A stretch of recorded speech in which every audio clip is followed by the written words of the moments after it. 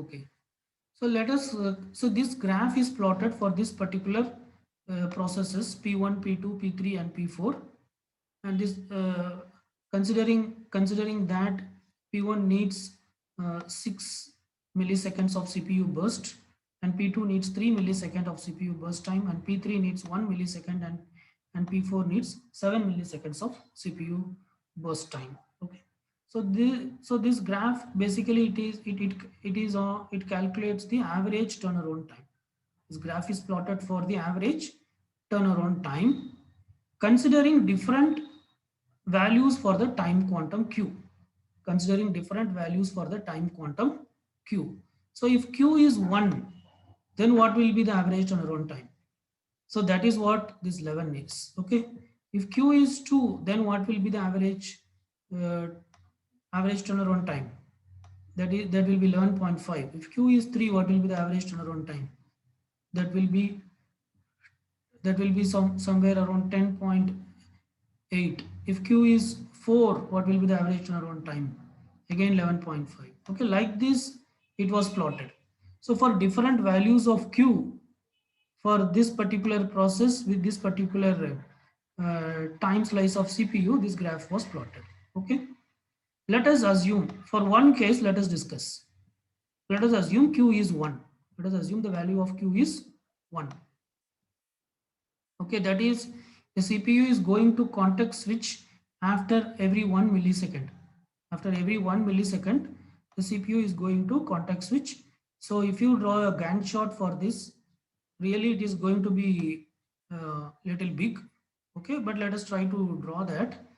So this is the order of the process. First there is P1, then P2, then P3, then P4, and each will get only 1 millisecond. So in the first round at 0th millisecond, P1 will get 1 millisecond. Okay. Then P2 will get 1 millisecond. Then P3 will get 1 millisecond.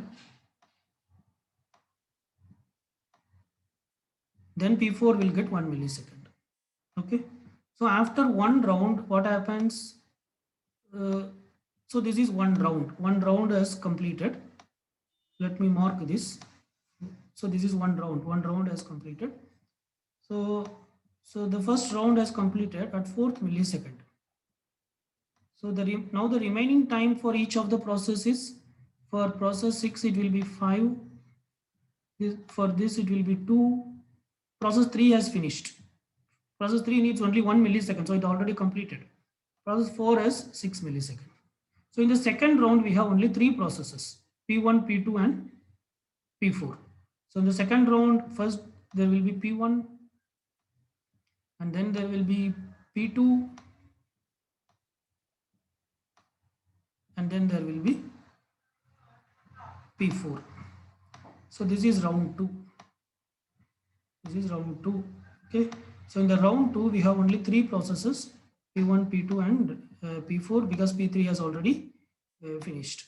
So round 2 completed at what time? 5, 6, at 7th millisecond round 2 has completed. So after round 2, if you see what will be the values of all these things, it will be after round 2, P1 will have 4 milliseconds left over, P2 will have only 1 millisecond, P3 has already completed, and P4 will have 5 millisecond. Okay, P1 4, P2 1, P3 finished, and P4 5. Okay, so this is the remaining time quantum required. So in the third round also, all these 3 processes will continue. That is P1, P2 and P4. P1 will first execute, then P2 will execute.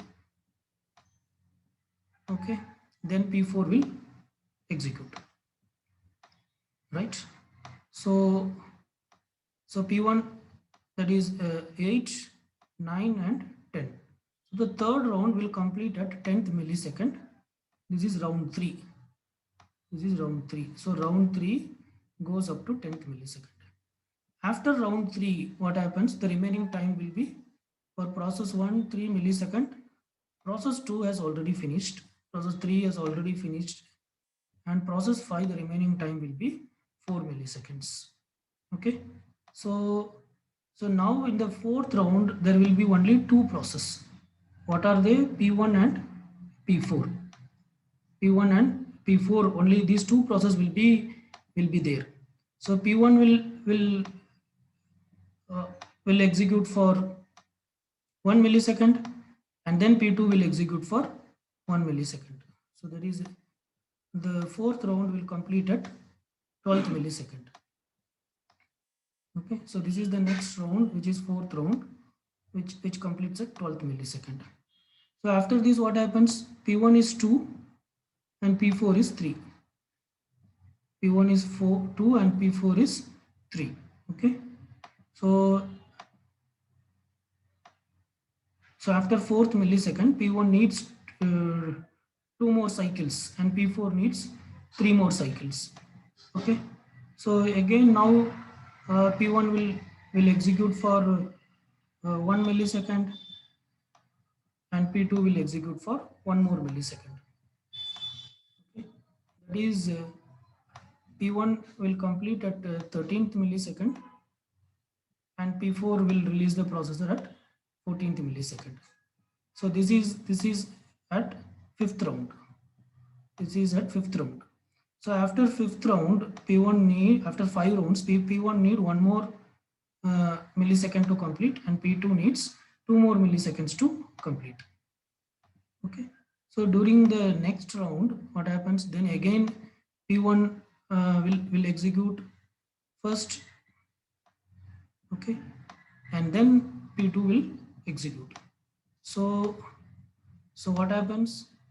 P1 will release the CPU at 15th millisecond, and P2 will release the CPU at 16th millisecond. Okay, so after this particular round, P1, so this is sixth round. This is sixth round. After sixth round, P1 completes. P1 becomes 0. P1 needs no more time. P4 needs 1 more millisecond. P4 needs 1 more millisecond. So now there is only one process left over, that is P4. That is P4. So P4 needs 1 more millisecond. So it will execute for 1 more. Sorry, here it is P4. It should be P4. I'm mentioning as P2.